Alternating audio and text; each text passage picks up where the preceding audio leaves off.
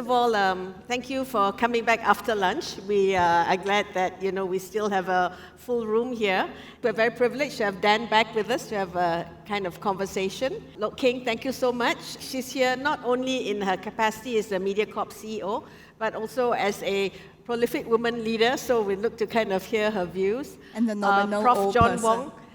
Needs no introduction anymore, and he's been a huge source of inspiration and information on the whole topic of aging. You guys should get to know him more, and you'll find out more of his war stories. Very interesting. So I guess what Singapore does really well is the ability to implement things, because I think we're all quite aware of the concepts and how demographics are changing. But if we're going to really do something about it, we actually need to act. And this is where I just wanted to maybe go back to Prof. John Wong and to say how you started to act on an ecosystem basis vis-a-vis Queenstown Health District. The National University of Singapore and the National University Hospital where I practice is in Queenstown. So when I look out the window, when I think that there may be 40,000 people with financial insecurity, there may be 10,000 people with food insecurity, literally out of my window. And by the way, we're sitting in Queenstown, as I said, so 5 minutes away from here, there are thousands of people who don't have the same opportunities as us.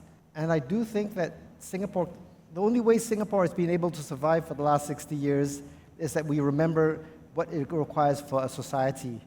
It cannot be two societies, especially when everyone has one vote. I think Queenstown is one of the oldest districts in Singapore. It is the first satellite township. Other older districts are like Ang Mo Kio also, and I'm told that the population of those above 80 in Ang Mo Kio, I think, is as high as 1 in 4, 1 in 5 today.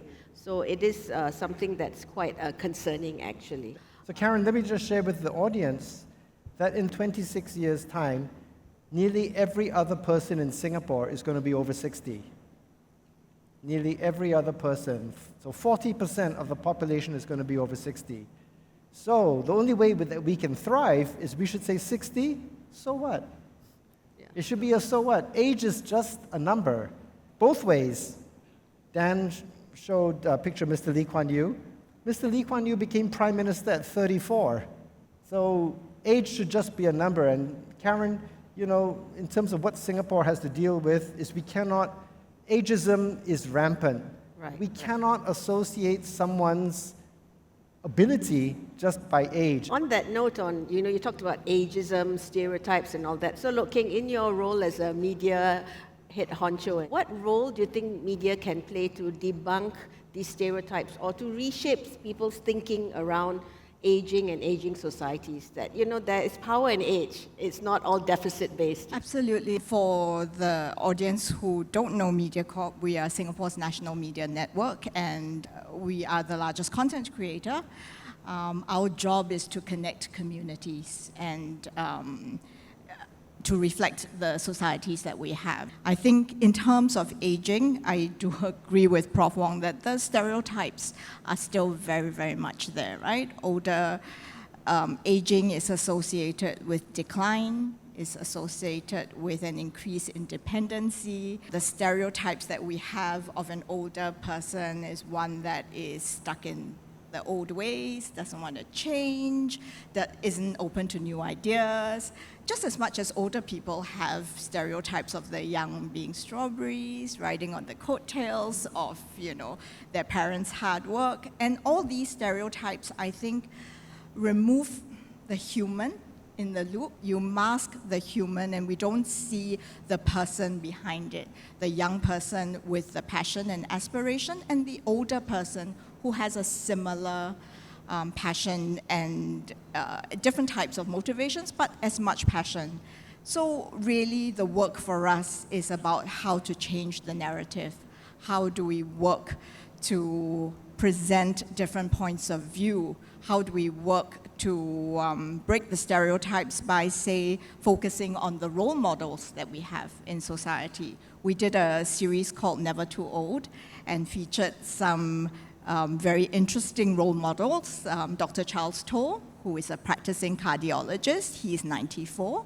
Deborah Choi is 71. She was one of the OG K-pop girl band members, who today is an active volunteer and has found a second career in modeling as well. We have nurses who are still working at 80. So many stories that we want to feature that really help to break the stereotype of you're getting older, therefore you have to retire, you're not useful anymore.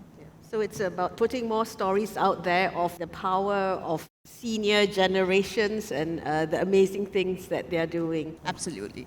And what about your role as a leader at Mediacorp? We're talking about also the changing nature of work.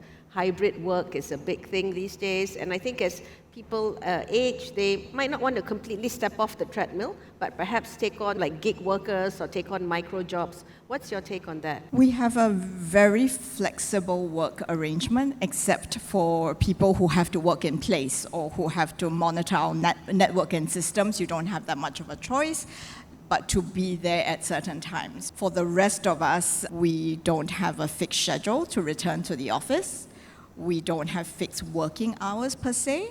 We say to you, please make yourself available for meetings, for regular sessions with your colleagues, because interaction is important. But pretty much how and when you do your work, it's really up to you. We are outcomes-based. And I think that really sets us up very well to look at the different modalities of work that would suit people in different life cycles, whether you're a mom or whether you're someone who's older, wants to spend more time doing other things outside of work. As an organization, we're also pretty reflective of the Singapore population. 25% of our workers are 50 and older. We have 10% who are 60 to 70.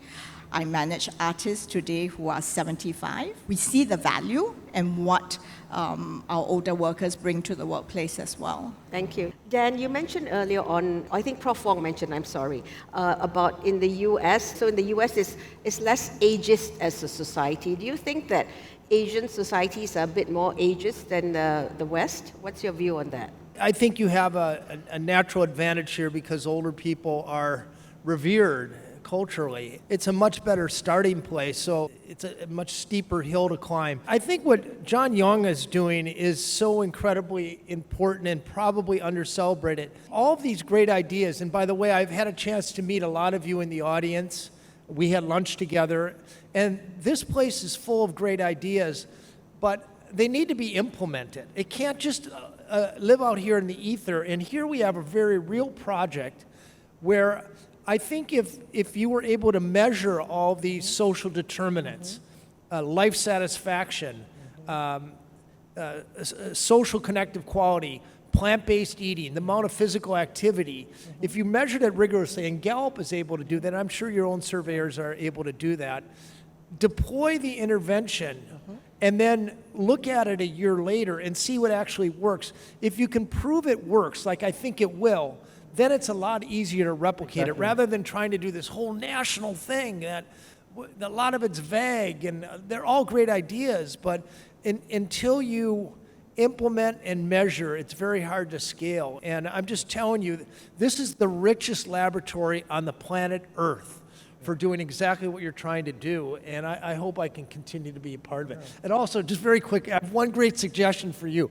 So your economist, Tim, last night, what's Tim's last name? Tim Wong. He sent me an article last night from Stanford that showed that a 50-year-old entrepreneur is more than twice as likely to have a successful exit than a 25-year-old. There's proof that older entrepreneurs are better. You guys should go out and follow 50-year entrepreneur, 50-year-old or 60-year-old entrepreneurs and report on their success. I think that would not only be a great, bringing to life what we're talking about here, but it'll also make great TV, and I know just the guy who should do it.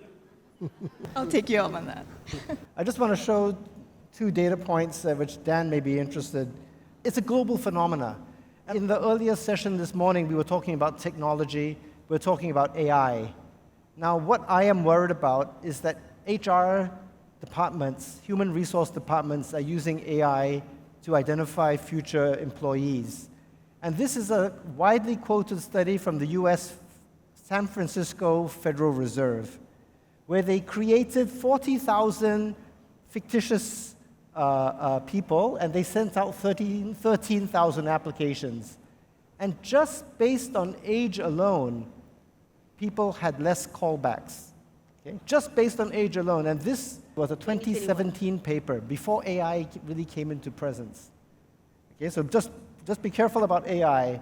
For the economists, this is a widely quoted paper in 2016 by a German economist, by Maxel Borsch-Supan, where he looked at a Mercedes factory to show that older workers, actually there was no decline in productivity, and they continued to become more and more productive, and they stopped at 65 because Mercedes in 2016 had a mandatory retirement at 65. So there is no age limit to productivity, and it's mainly because older people make less serious errors. They've seen it all. They've seen it all, so the chances of them making a serious error is much less. Okay, so this is a widely quoted paper. So basically 3 papers, if you want to look at, one is the UN report on ageism, the second is the San Francisco Reserve study, and the third is the Axel Borsch-Supan study in 2016 looking at Mercedes workers. Thanks. Thank you, Prof. So indeed, I think aging societies and senior generations have so much human capital to give back. And I guess the question is, how do businesses harness this human capital? And how do we also get employers or businesses to employ older workers as well? And I believe that that's where the social compact comes in. Yes. And that's what makes Singapore quite unique and special. So Karen, can I give a shout out? I want to give a shout out because we all were privileged that Andrew Scott, who was in Singapore to talk about his latest book, The Longevity Imperative. It's a great book. I recommend, I think Karen was present at his talk. Andrew is actually one of our international advisors for Queenstown. But it's no point raising retirement age if people leave the workforce at 40 to 50. So we need to do everything to prevent people from leaving the workforce so firstly, women are leaving the workforce in their 40s because of childcare and parent care. That's a financial, a real financial challenge, because if you leave the workforce at 40 and you live to 88, there's no more CPF. And men are leaving the workforce in their 50s because of technology. They're all of a sudden becoming redundant, and they're being laid off because of technological changes. Yeah. So raising the retirement age will not solve the problem if we've got people hemorrhaging at 40 to 50. Andrew Scott wrote a book, The Longevity Imperative, and in there his main argument is, as societies live longer, people live longer, how do we ensure that the workforce, people are able to stay employed for longer, to be able to afford, the older, longer lifespans? So I think that was really interesting. Yep. All of us sitting in this room are quite fortunate. We, I think, are able to kind of plan ahead and fund our senior years. But there are also vulnerables in the vulnerable segments in society.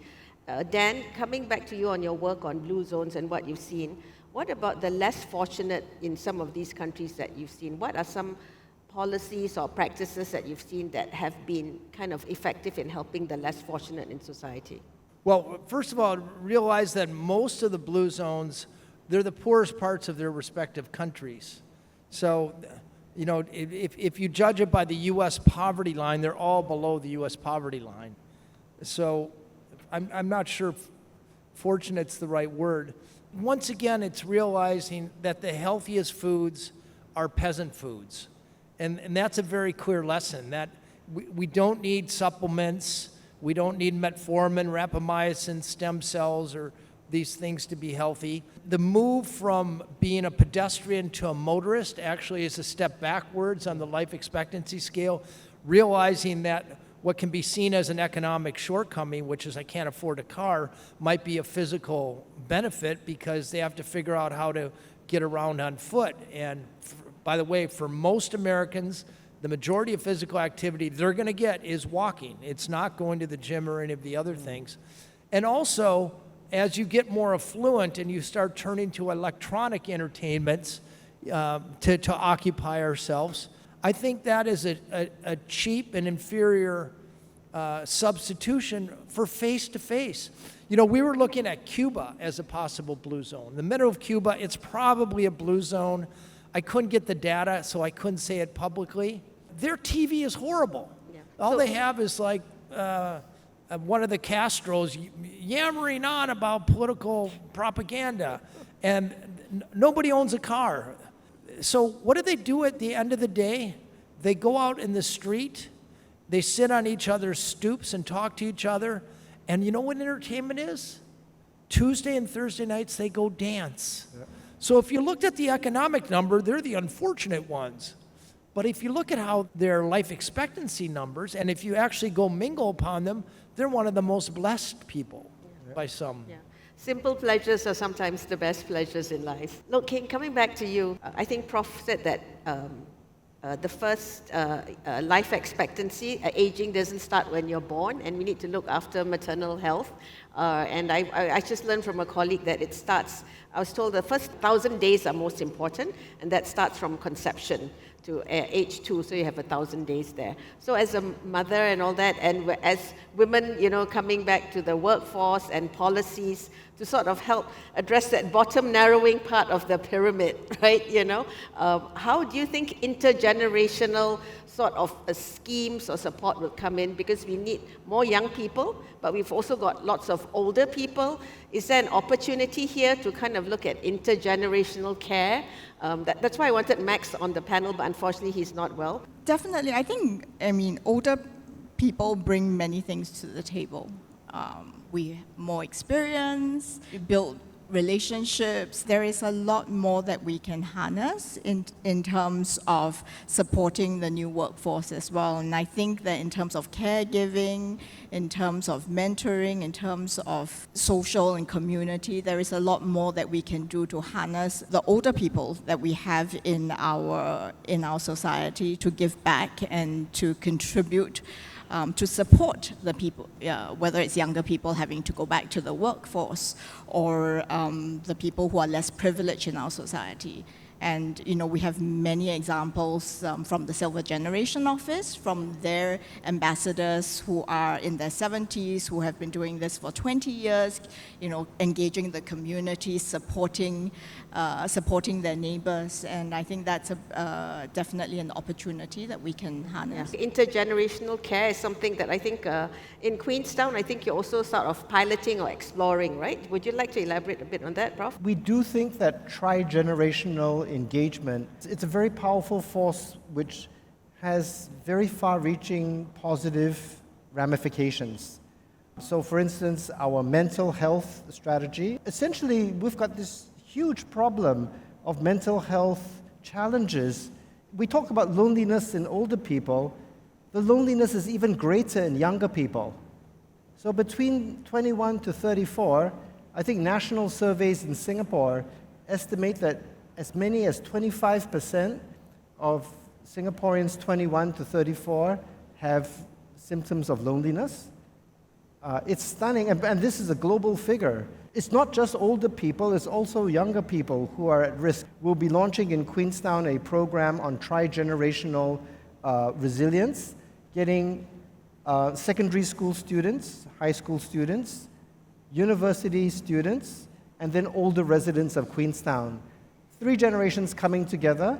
We've got a program running over 12 weeks for them to get to know each other and do things together. And then we want to sit back and see what happens. The pilot project looked very promising. The older people were teaching the younger people how to play mahjong and beating the pants off them. And younger people were teaching older people how to use digital technology. Look, Kheng, you wanted to say something? Actually, we did a piece of work with St. John's St. Margaret's yes, village. exactly. So they have exactly, St. John's St. you Margaret's. know, integrated Yes.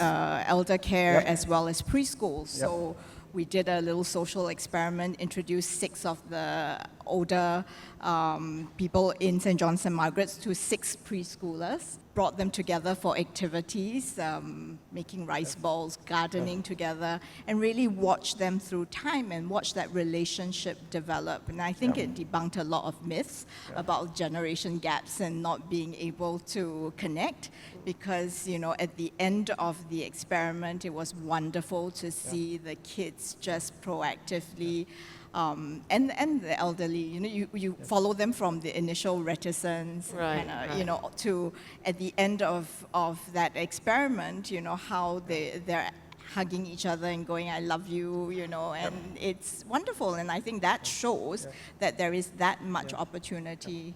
I'm not sure whether you've been following Experience Core.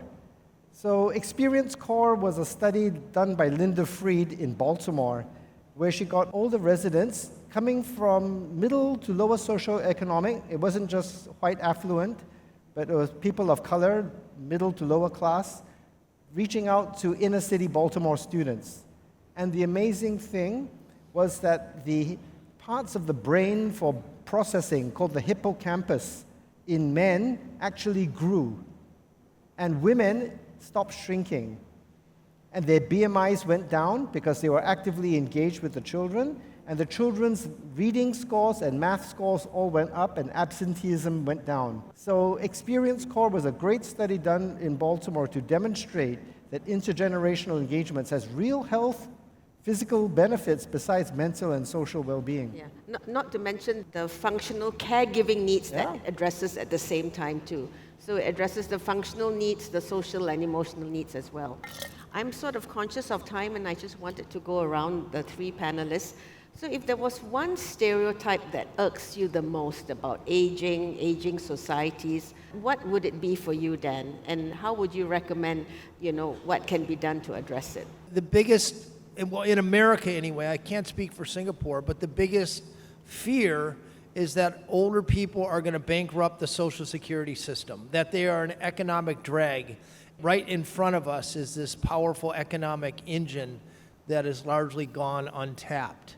And I think therein lies a huge opportunity. I mean, just an example, just to play off of John Young, the Ellsworth Wareham, remember the surgeon who, you know, was building the fence, and then he ended up in the operating room. Open heart surgery. So in America, when you get open heart surgery, there's actually two doctors. There's a lead doctor and there's a second doctor. Ellsworth, the 100-year-old, was the second doctor. But I asked the lead doctor, I said, if I'm getting open heart surgery, do I really want a 100-year-old surgeon working on me? And he said, yes. He said, Ellsworth has seen 12,000 surgeries. 97, 98% of the time, they go smoothly and I can handle it. 2% of the time, I've never seen it. Ellsworth has. So here's an example, literally a life-saving skill that we could very easily cast away or throw the baby out with the bathwater when it comes to trying to promote younger people as opposed to preserving this resource that we have and we under-monetize. I think testament to the power of age, the wisdom of age and maturity. Thank you, Dan. Loke, what about you? I spoke earlier about stereotypes and ageism, and, you know, stereotypes irk me because you don't see the person, you just see a pigeonhole. But I think beyond that, you know, listening to the conversations today, I wonder, you know, if we can actually work towards changing the narrative that aging is something that impacts old people and it's some kind of an end stage process, but think about aging as a shared societal experience. It's one of our few really common shared experiences from birth. And how do we change that narrative and get society behind that? Completely. Yeah. So it's not about aged people, it's about aging societies and living with these aging societies versus just focusing on the care, but caring for them in an integrated manner. Absolutely. Yes. Prof. John Wong. I would say there are a few issues. The first is I really think we should stop using the current definition of old age dependency ratio. And I asked the media, the old age dependency ratio is the number of people under 64 supporting the number of people over 65. Now, I'm 67 and I don't need anyone to support me. Okay, so I think we need to relook at that definition. The second is I really hope that we in Singapore can make sure that the other half of Singapore have the same opportunities as everybody in this room. And then the third wish is that we stop saying the government will take care of everything. That we have to work. We've got an incredible government, but they cannot do it by themselves. And it has to be co-produced and co-designed, because if we don't own it, it won't be scalable or sustainable. And I would really hope that Singapore becomes the first place that people come and say, how did you fix it? At a whole population-wide level. Yeah. And I think you said it very well. How do you make it sustainable? How do you make it scalable? And I think the only way to do that is we're all involved in it, and not sort of bystanders, but active participants. We have a few minutes more. I'm just wondering, are there any questions from the floor? We do have Pigeonhole there, but I don't see any questions. So I just wanted to give people here an opportunity to ask any questions you might have, this esteemed panel. Anyone? If not, perhaps just one final message from each of you. So this was a discussion we were having at the table at lunch. The number one factor that foreshortens our lives right now is the way we eat. 70-80% of what we eat is ultra-processed food. Every time we go out to eat, we consume about 300 more calories than we would if we just ate at home. Probably the best, I think, public health message, actionable, is to get people to eat at home, to cook again. Who has the greatest wisdom? Who has the greatest knowledge and capability of making home-cooked food taste delicious? I don't know about you, but my family, it's my grandma, or it's my great-grandmother. Thank you. I'll take that applause for Grandma. Grandma's home cooking. So, this is actually Tim's idea. It's your economist again. You need to promote your economist. He suggested in these IDBs, why not have a kitchen where you're paying older people who are retired to cook, and to cook simple, traditional Malay or Indian or Chinese meals. And, you know, in the same way as the Baltimore study, you're harnessing wisdom of the old, and then you're helping people eat healthier so you don't foreshorten their life. That's my final thought. Thank you, Dan. Loke? And yay for Grandma. I think we're committed to changing the narrative. We're committed to working together to build a more inclusive society. And, you know, I would say to everyone here, we've heard great ideas today, the panels, and we'd love to hear more of what you're doing so that we can also see and take that in with us into our editorial, into our content. So please feel free to reach out to myself or to Steve here, and we'd love to work with all of you to change the mindset and to change the stereotypes. Well, I think it'd be great if everyone in this room did what Dan mentioned that we all need to do, you know, in terms of diet and exercise and sleep, relationships. And if there's one, you know, please go and do all the things that the Ministry of Health has been asking all of us to do, our vaccinations.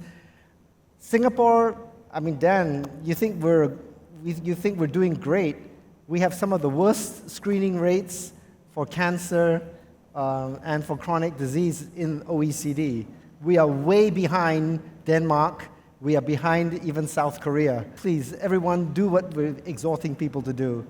And finally, one app that I think everyone should download is you can Google Brain Care Score. And I would really hope that everyone does their Brain Care Score as their Christmas present to themselves every year. Okay, there are 12 factors. A maximum score is 21. Try and get as close to 21 as possible, because if you do so, we can reduce the risk of dementia, depression, and stroke. And dementia is probably the biggest concern that aging populations have, because it's really takes up a huge amount of resources.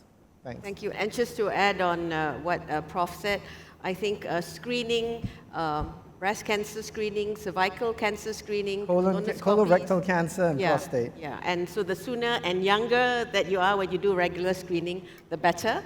That's it. It's not just physical health, it's your mental health, it's your social health, and needless to say, also your financial health. That's social health. Yes. Yes. Yeah. And speaking Loke Kheng as a fellow woman, and you talked about your grandma and debunking myths. So I'm a grandmother, but I sort of struggled with being known as a grandma. So my grandson calls me Glamma. Yeah. So on that note, thank you very much. Thank you so much. To our panel deck.